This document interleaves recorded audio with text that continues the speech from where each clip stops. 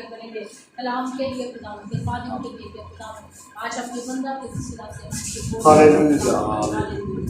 بڑی سنجیدگی کے ساتھ اپنی آنکھوں کو بند کریں کیونکہ خدا کی حضوری یہاں پر موجود ہے. خدا کا شفقت والا ہاتھ بڑھ چکا ہے. اے بحر کے خالق اور مالک، دل کی تھا گہرائیوں کے ساتھ تیرا شکر بجا لاتے ہیں. تیری نجات کے لیے، تیرے مسا کے لیے، تیری قدرت کے لیے، تیرے زور کے لیے، تیرے خادم کے لیے، تیرے مقصود کے لیے جس کے منہ میں تیرا کلام ہے. آج کا کلام ہماری زندگیوں کے لیے ویسے برکت ٹھہرے. تیرا کلام اپنا اثر چھوڑتا ہے، کبھی بے تاثیر واپس نہیں لوٹتا. ہم تیرا شکر بجا لاتے ہیں. جتنی جماعت اس جگہ پر موجود ہے، ایک ایک خاندان کو نام بنام بڑی برکت ہے. تیری بیٹیاں، تیرے بیٹے اس گھر کے اندر موجود ہیں. میرے خدا میں تیرا شکر بجا لاتا ہوں. آج کی پرستش کے ذریعے سے ہم نے بڑی برکت پائی ہے. خداوند ہم تیرا شکر ادا کرتے ہیں تیرے خادم کے لیے. آج جس نے پیارے خداوند تیری باتوں کو ہم تک عطا کرنا ہے، اور آج کا بھید تو نے ان کو عطا کیا ہے، اپنے کلام کا مکاشفے کے گہرے بھید اپنے بندہ پر اشکارا کر، تاکہ آج کا کلام ہماری زندگیوں پر ویسے برکت ہے. ہمارے بدنوں سے کلام سنتے ہی تمام ناپاک تصویریں بدنوں سے ریلیز ہو جائیں. ہر طرح کے بندھن اور جوئے کلام کے وسیلہ سے ٹوٹ جائیں. لوگ بحال ہو، آزاد ہو، تاکہ لوگ زیادہ سے زیادہ تیرے کلام کو سننے کے لیے آئیں. ہم اپنی پیاری بہن سسٹر سیما کے لیے دعا کرتے ہیں خداوند، جس کی وساطت سے یہاں پر لوگ جمع ہوتے ہیں. اس بہن نے یہ اہتمام کیا ہے تیرے خادم پاسٹر بشارت کے لیے، اس کی مسز کے لیے، اس کی فیملی کے لیے، سسٹر سیما کے لیے، ان کی فیملی کے لیے، بچوں کے لیے، پاکستان کے اندر یا پاکستان سے باہر ہے، جہاں بھی ہے. خداوند تیرے پاک روح کی قدرت ان کو چھوتی رہے، اور کوئی ناپاک تاثیر ان کو چھونے نہ پائے. اور میں تیرے خون کی بہتی دھاروں میں ان کے بچوں کو چھپا دیتا ہوں، تیرا برے کا لہو ان کے اوپر باغ لیتا ہوں خدا پاک خدا، تاکہ تیری بندی اسی طرح تیری خدمت کرتی رہے اور لوگ برکت پائے. میں تیرا شکر ادا کرتا ہوں. میں تیرے ممسوح کو سر کے بالوں سے لے کر پاؤں کے تلوے تک تیری پناہ میں رکھتا ہوں خدا پاک خدا. تیرا فضل والا ہاتھ ان کے اوپر ٹھہرا رہے. جب تک یہ بولتے رہے تیرا پاک روح ان کی مدد کرتا رہے، الفاظوں کی ترتیب بیان کرنے کی قدرت آپ کو پائے. اے باپ یہ نہ بولے، تیرا پاک روح میں ہو کر میٹنگ لیڈ کرنے والی بیٹی پر تیری برکت چاہتا ہوں خدا پاک خدا، جو ایک احسن طریقے سے تیری میٹنگ کو چلاتی ہے خدا. اس کو بڑی کثرت کے ساتھ استعمال کر، بڑی برکت دے. اس کی فیملی گھرانے کو بڑی برکت دے خدا پاک خدا. تیرا شکر ہو. اس کوائر پر، ان شاد و آبادوں پر تیری برکت چاہتے ہیں پیارے خدا پاک خدا. اس کوائر کے نوجوانوں کو بڑی برکت دے پیارے خدا پاک خدا. جتنی جانیں تیرے گھر میں آ چکے ہیں، ایک ایک کو نام بنا بڑی برکت دے. جو ابھی تک نہیں آئے تیرا روح قدس میں لے کر آئے پیارے خدا. یہ بھیڑوں کی بھیڑ بڑی کثرت سے خدا باپ یہاں پاؤں رکھنے کی جگہ نہ خدا باپ. لوگ زیادہ سے زیادہ تیرے کلام سننے کے لیے آئے. ہم محض کلام کو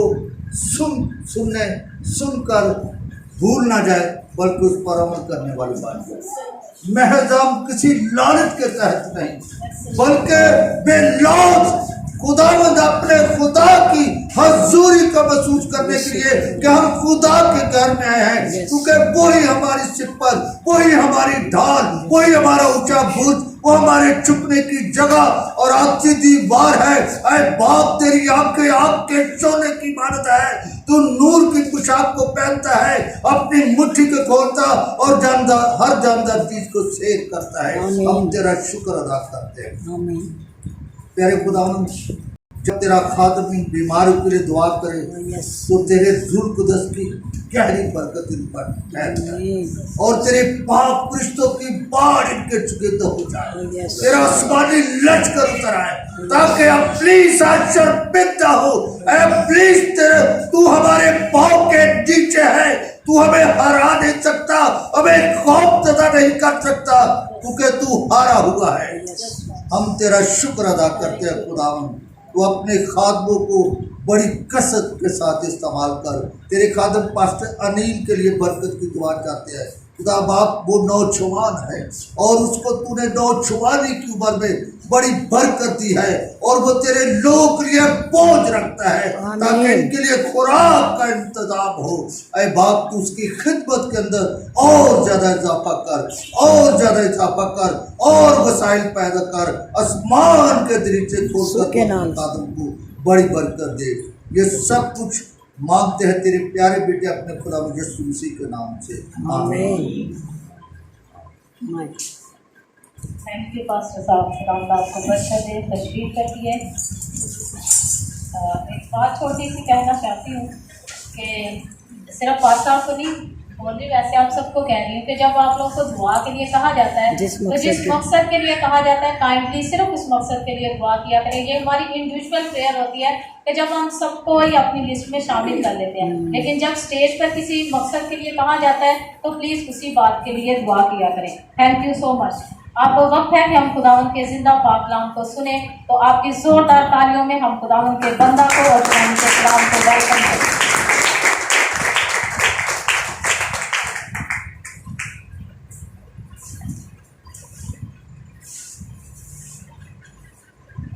यीशु के लासानी, लाफानी और लाफ्ता नाम में आप सबको सलाम। बर्बादी सीमा का, चर्च इंतज़ामिया का, नाम बनाम सबका, पास्टर नीम का, इनकी गहराइयों से शुक्रगुजार हूँ वो कि वो यहाँ पर मौजूद नहीं, किसी काम से हैं, तो इन सब की वसासत से मुझे ये मौका मिलता है कि मैं आपके साथ आकर खुदा का कलाम शेयर करूँ। तो मैं बड़ा खुश होता हूँ जब अपने बहन भाइयों में आता हूँ और खुदा के कलाम को पेश करता हूँ। तो ये मेरा इसमें कुछ नहीं है, उसने कहा कि बोलने वाला तू नहीं बल्कि मेरा रूह होगा, और हमें मुकम्मल तौर पर अपने आप को उसके रूह के ताबे करना है। सो हम अपने मज़मून को आगे बढ़ाएंगे। कोई बता सकता है कि आपको पिछली दफ़ा क्या सुनाया गया था? आप में से कुछ याद है उसको? किसके बारे में कलाम सुनाया गया था? यीशु की पहचान और कलाम की पहचान। गुड। और किसी को कुछ याद हो? और ईमान क्या है? ईमान क्या है?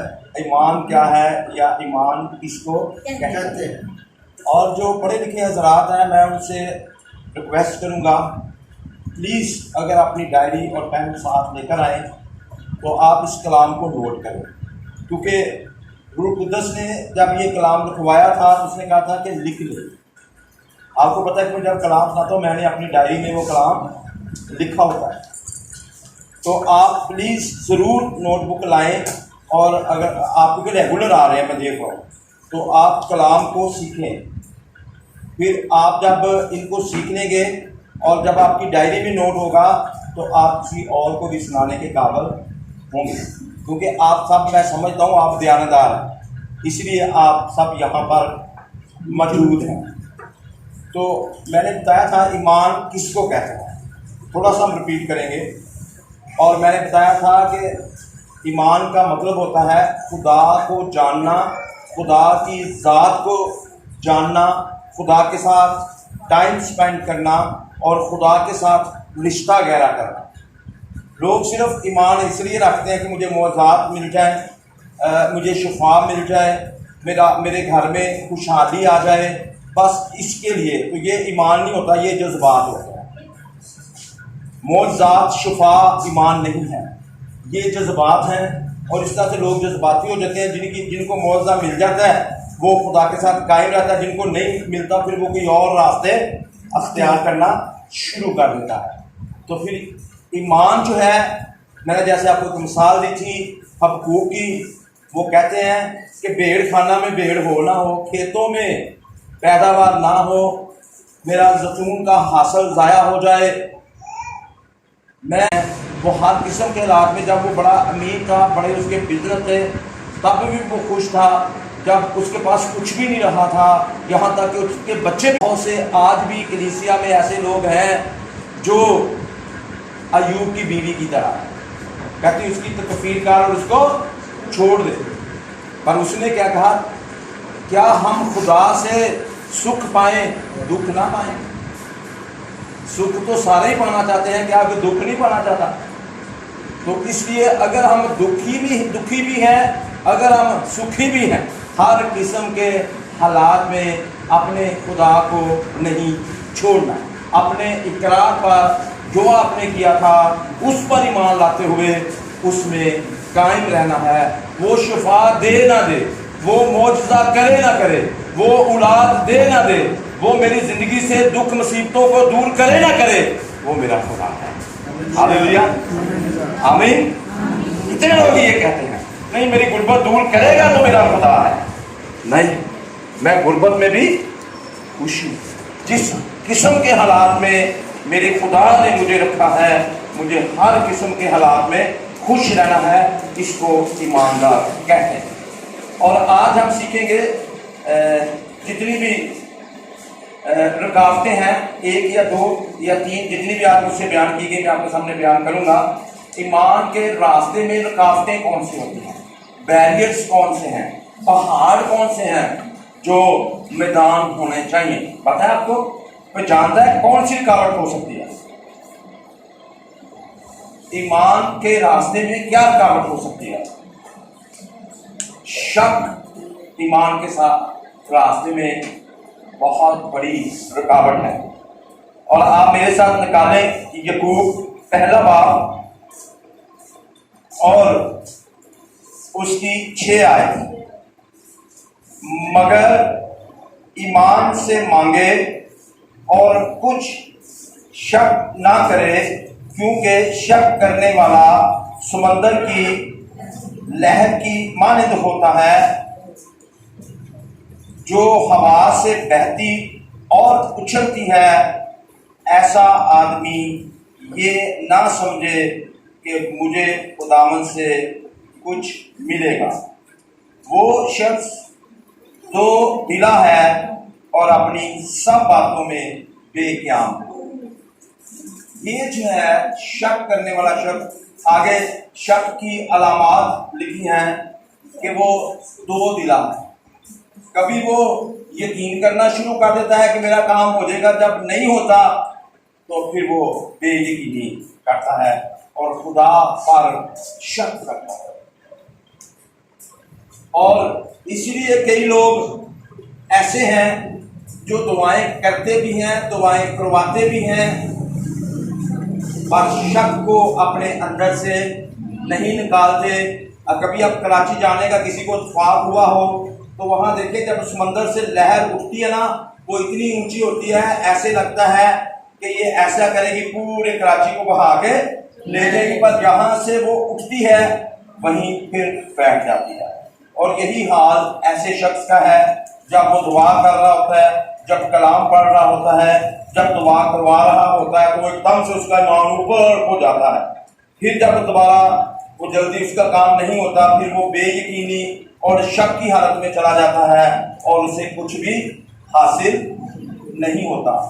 اس لیے یہ بہت بڑی رکاوٹ ہے جو شک ایمان کے راستے میں ہے، اور یہ شک بہت خطرناک ہے۔ جس کی زندگی میں شک آ جائے وہ خاندان برباد ہو جاتا ہے۔ اگر بیوی شوہر پر شک کرنا شروع کر دے تو وہ اس کا ایک ایک پوائنٹ نوٹ کرے گی اور پھر اس کو جگہ پہ جگہ کہے گی آپ مجھے ویڈیو کال کر۔ میں کئی لوگوں کو ایسے جانتا ہوں، وہ کہتی ہے آپ کہاں ہو، مجھے ویڈیو کال کرو۔ پھر وہ ایک دوسرے کا فون چیک کریں گے کہ اس کو کتنی کالیں دن میں آئی ہیں اور کتنی کالیں اس نے سنی ہیں۔ تو یہ شک ہے، वो दो दिला है, कभी तो अपने शौहर पर वो तबाह करेगी और कभी नहीं करेगी। तो कई शौहर भी ऐसे ना, कभी अकेली बीवी को नहीं कह रहा, ये बड़ी प्रॉब्लम है।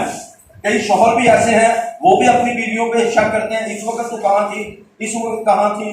और इस तरह से ये जो शक है ये बहुत खतरनाक चीज है। मैं आपको मिसाल देना चाहता हूँ छोटी सी है।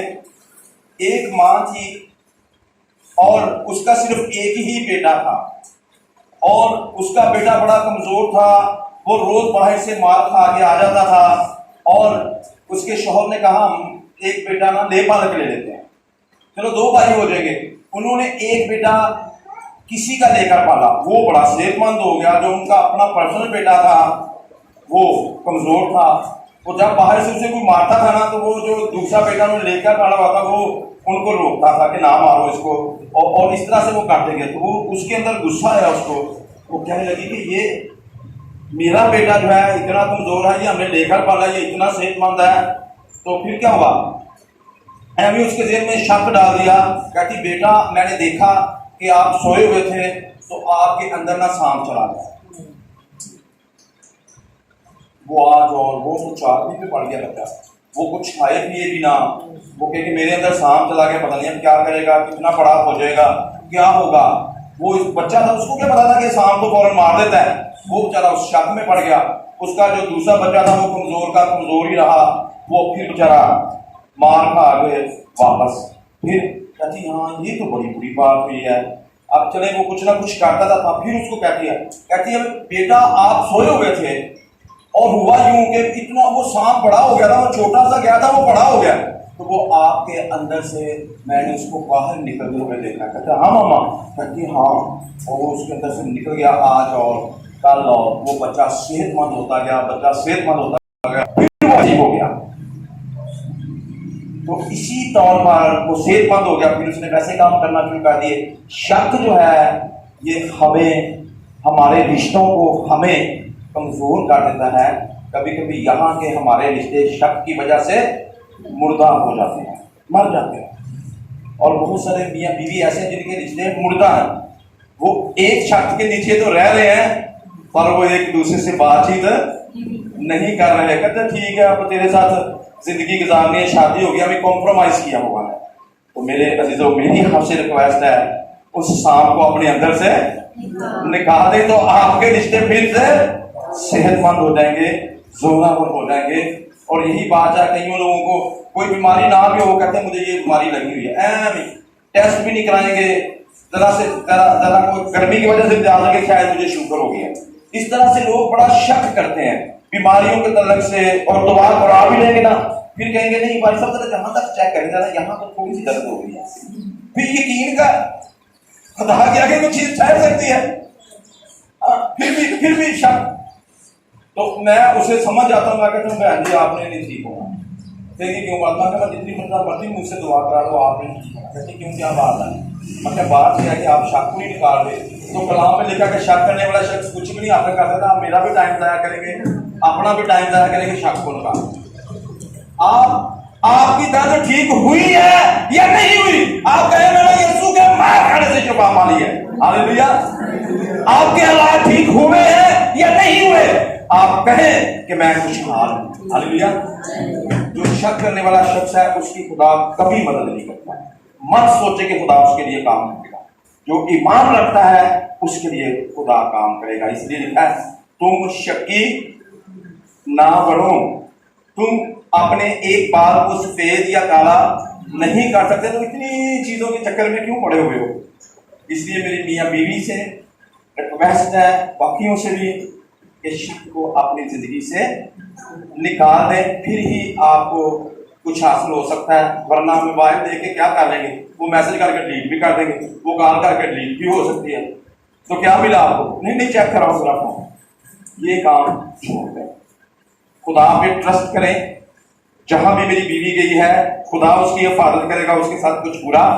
जहां भी मेरा शौहर गया है खुदा पर ट्रस्ट करें। हम तो अपने बाल को सफेद या काला नहीं कर सकते, हमारा खुदा तो मुर्दों को जिंदा करता है, लंगड़ों को चलाता है, अंधों को आंखें देता है, और वो काम करते हैं, नामुमकिन कामों को मुमकिन कर सकता है। अगर शौहर बिगड़ा भी हुआ है तो अब खुदा के सपुर्द कर दे, वो बिल्कुल ठीक हो जाएगा। वो ऐसी औरतों को उसको मिलने ही नहीं देगा। बिलीव करें, कंट्रोल खुदा का कलाम करता है, खुदा पर बिलीव करें, शक को निकाल दें तो आप कामयाब हो जाएंगे। आमीन। हाँ, मैं मुझे टाइम जरा थोड़ा इशारा कर, सॉरी, पता कि मैं रूम में जब बंदा होगा पता नहीं चलता, तो आपने ऐसे बता देना। अच्छा ठीक, ओके, मैं इसको बिल्कुल शॉर्ट इस पॉइंट हो गया। एक पॉइंट और हम कर लेते हैं, फिर कोई एक रह जाएगा, पकड़ी दफन कर लेंगे। दूसरा जो बड़ा खतरनाक पॉइंट है जो ईमान के रास्ते में आता है, वो है दूसरों की गलतियां निकालना। जो दूसरों की गलतियां निकालता है ना, उसका ईमान जीरो होता है। कोई शक है मेरा बड़ा ईमान है, मैं बड़ा ईमानदार हूं, जीरो ईमान है उसका। और आज देख लें, एक बात से कहना नहीं, जैसा मैं कलाम सुनाता हूं ना, सॉरी मुझसे, कई ऐसे हैं, कई ऐसे नहीं भी हैं, सारों की बात नहीं कर रहा, लेकिन जो ऐसे हैं उनके लिए मैं बात कर रहा हूँ। वो कहेंगे जैसा मैंने कलाम सुना दी ना, वो नहीं कुछ सुना सकता, जैसे मैंने गीत गा लिए कि और नहीं गा सकता। दूसरों की गलतियां निकालेगा और अपने आप को हीरो समझेगा। और ये बड़ी खतरनाक बात है, एक चर्च दूसरे चर्च की गलतियां निकालता है, खींचता है उनको और जाकर बताएगा जो बड़ा फिजूल, यार ये तो ऐसे है, अगर फर्ज के कवायद में आ गया, इसकी बात तो ऐसे, मेरी बात देख कैसी है, मुझे आगे लाओ, मैं देखो कैसा मैसेज सुनाता हूं, मुझे आगे लाओ।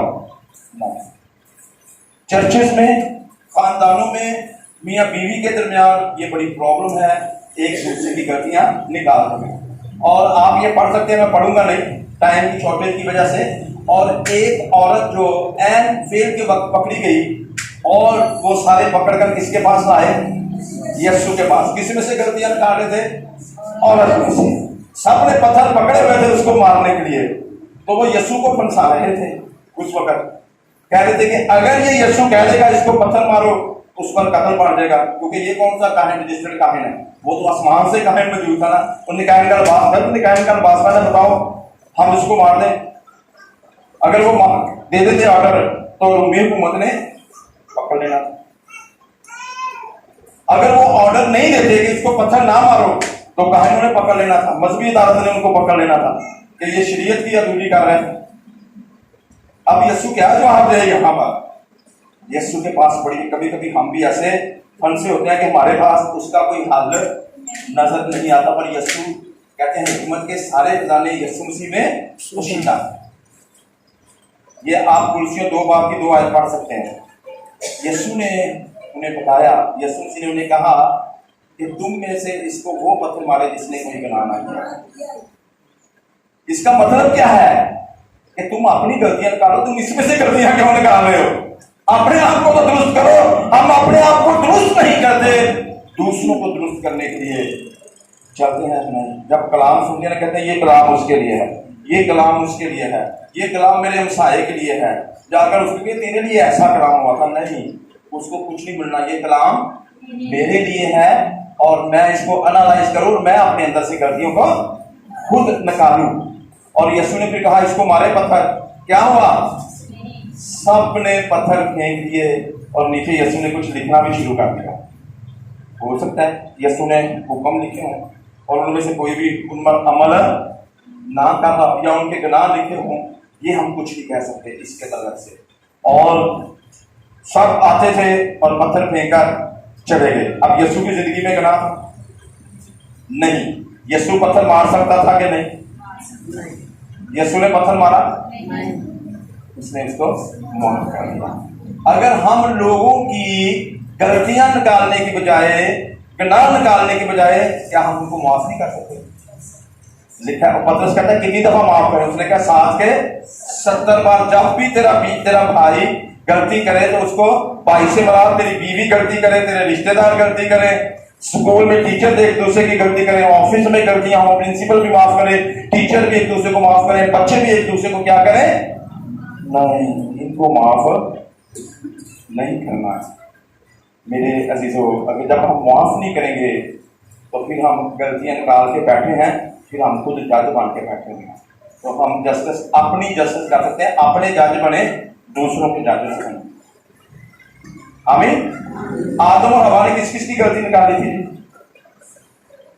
पता है आपको? उसने कहा ये सांप ने मुझे कहा तो मैंने गलती किसकी निकाली?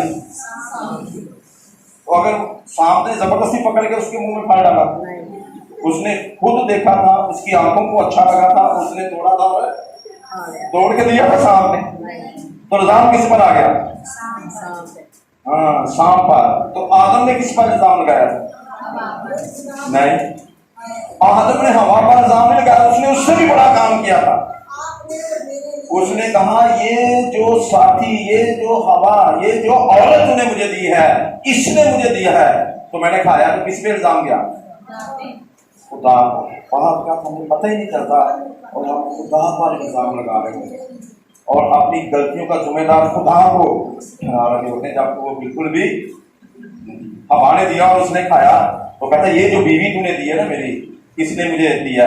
खुदा को डायरेक्ट कह रहा है। इसलिए मेरे अजीजों, दूसरों की गलतियां जो निकालते हैं उनका ईमान जीरो होता है। एक छोटा सा वाक्य आपको बता के फिर हम क्लोज करेंगे। आप 2 पॉइंट कर सकते हैं, मजीद 1-2 पॉइंट और फिर अगली दफा करेंगे।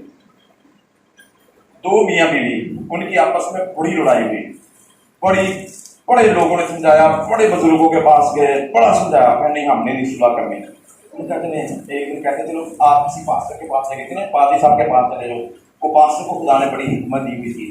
पास्टर साहब ने कहा जी हाँ क्या हुआ है? कहते हैं तुम्हारी लड़ाई इस तरह से हुई है। कहते मैं आपको एक काम करने के लिए देता हूँ। उसने 5 सफ़े दिए। उसने कहा ये सफ़े ले लो, यहाँ पर बैठो और एक दूसरे की गलतियाँ नोट करो और लिखो। वो दोनों मियाँ बीवी ना 2 घंटे बैठे रहे, लिखते रहे। तो उसके पास ले आए। पास्टर साहब कहता नहीं मुझे ना दो। अब जो बीवी है ये अपना कागज शौहर को पकड़ा दे, शौहर बीवी को पकड़ा दे, तुम दोनों पढ़ो। कहता मैंने आपके साथ थोड़ी जिंदगी बसर करनी है, आपने आपस में जिंदगी बसर करनी। जब बीवी ने अपने शौहर का कागज पकड़ा तो वो रोना शुरू हो गई। कई बुरा ना मान जाए, बीवियां बीवी भी ऐसी हो सकती, लेकिन मैं मिसाल दे रहा हूं। तो क्या हुआ, शौहर ने पूरे 2 घंटे 5 सफ़ों पर लिखा था I love you, I love you, I love you, I love you. तो बीवी ने चुन चुन के उसकी गलतियां लिखी हुई थी। तो जब बीवी ने ये देखा ना, कहती है रोना शुरू करने के लिए, छोड़ दो, मैंने इसके साथ रहने लिए, मुझे इतना प्यार नहीं करता है और इसने आज तक मेरे साथ इजहार नहीं किया। आमीन। जब हम दूसरों की गलतियां निकालेंगे, हम 1 सेकंड के लिए इकट्ठे, ये चर्च है ना, हम एक दूसरे की गलतियां, पास्टर साहब की गलतियां निकालें, पास्टर क्वायर की गलतियां, और पुलिस एक दूसरे का, हम एक दिन भी 1 मिनट 1 सेकंड इकट्ठा नहीं रह सकते। हमें एक दूसरे की गलतियों को माफ करना है और मिलकर चलना है, और ये ईमान है। हालेलुया, आमीन। अब आप मुझे ये बताएं कि किसी की गलतियां नोट करनी चाहिए? और अमीन शायद ये गलतियां नोट करते जाऊंगा, चाहता को गलती करता उसकी गलतियां नोट करते जाएंगे। अगर वो गलत कर रहा हो तो उसके लिए क्या करें? दुआ करें और अपनी गलतियों से वो बाहर आए।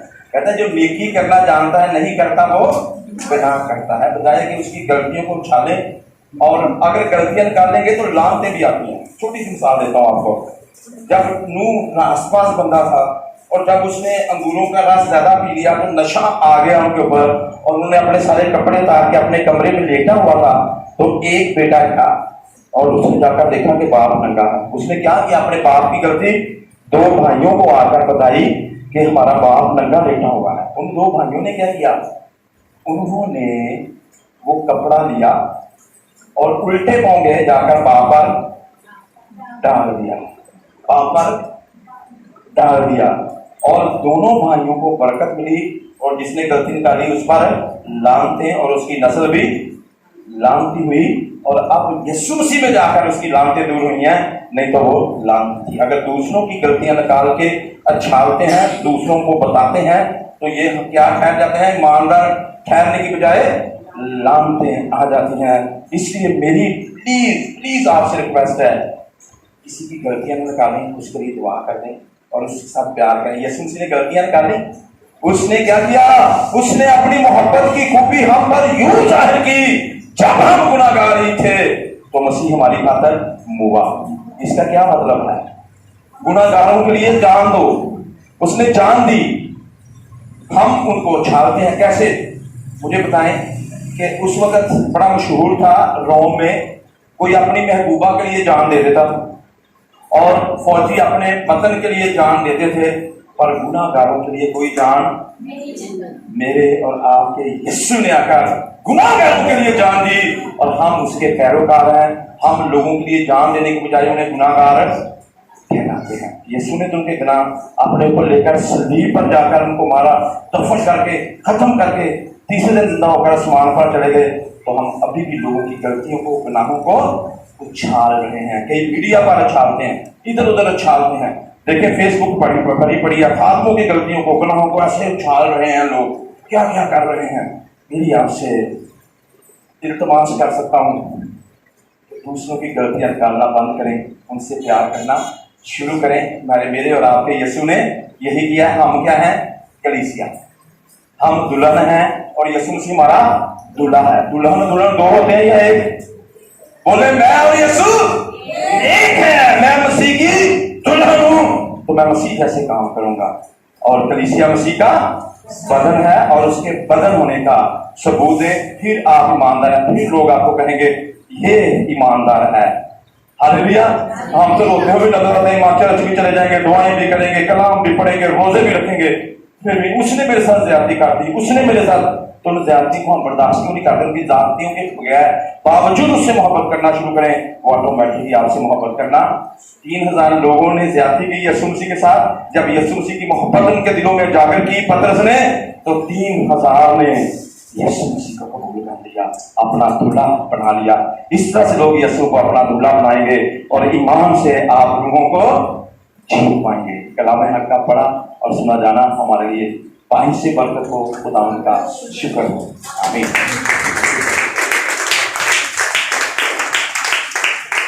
ہاللیلویا۔ کتنے لوگوں نے کلام کے وسیلہ سے برکت پائی؟ جتنی برکت پائی ہے اتنی تالیاں بجا دیجیے۔